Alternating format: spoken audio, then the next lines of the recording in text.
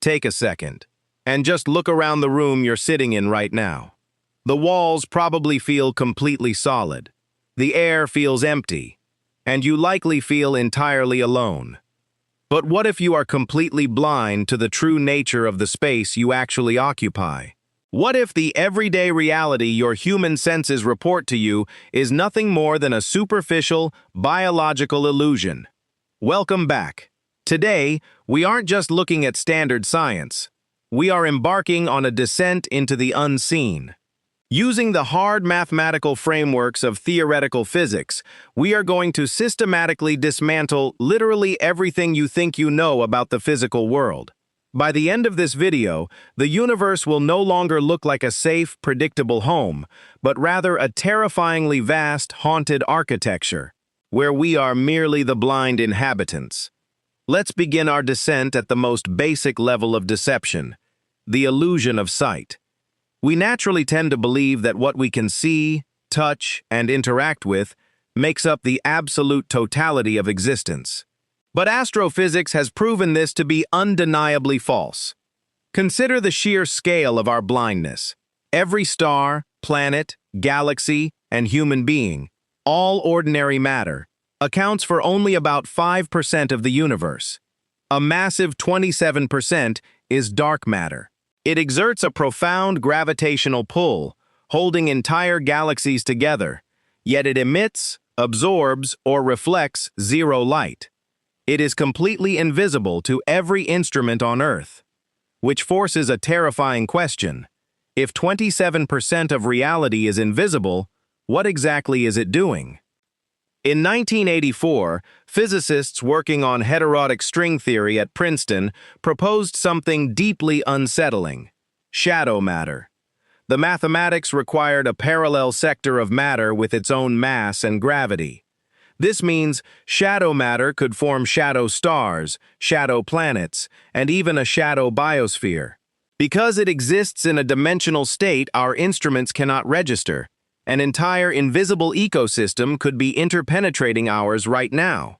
There could be a massive, invisible structure occupying the exact coordinates of the chair you are sitting in, and you would have absolutely no way of knowing.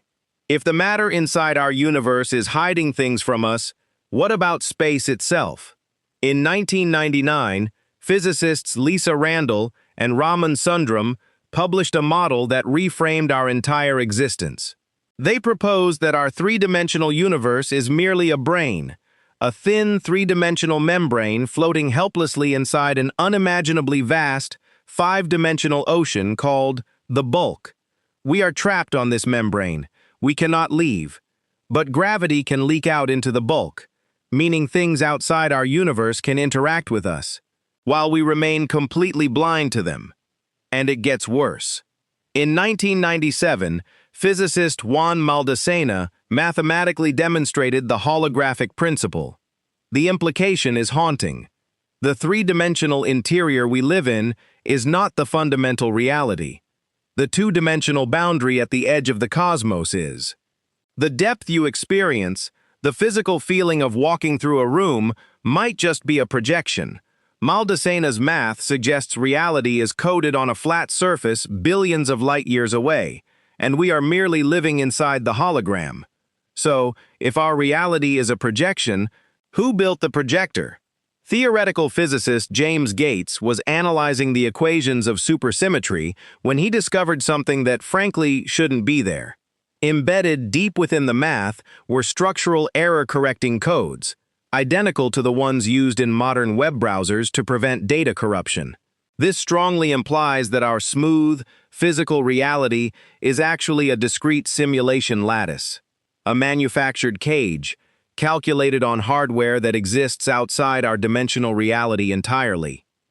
A simulated cage implies a keeper. And this brings us to the most horrifying thought of all. What if we are being actively observed by things we cannot see?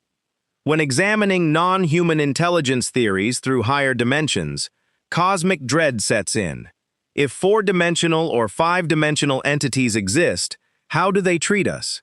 Theories suggest humanity might literally be a managed resource, our consciousness and intense emotional states harvested as energy. Our religions artificially seated to keep us docile. Abductions occurring seamlessly, masked by erased memories. They don't need spaceships to visit us. They are already here, sharing our exact physical space, tuned to frequencies our brains cannot process. Scientist Clifford Pickover illustrated the terrifying geometry of a four-dimensional watcher. A four-dimensional entity looking at you would not be blocked by your walls or your skin. They can see inside any three-dimensional object.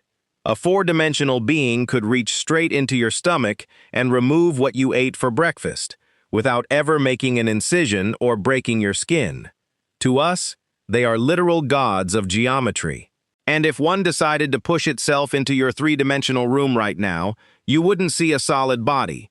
You would only see grotesque, cross-sectional slices, pulsating, disconnected blobs of flesh, eyes, teeth, and hair floating in the air, shifting in size as it passes through your world.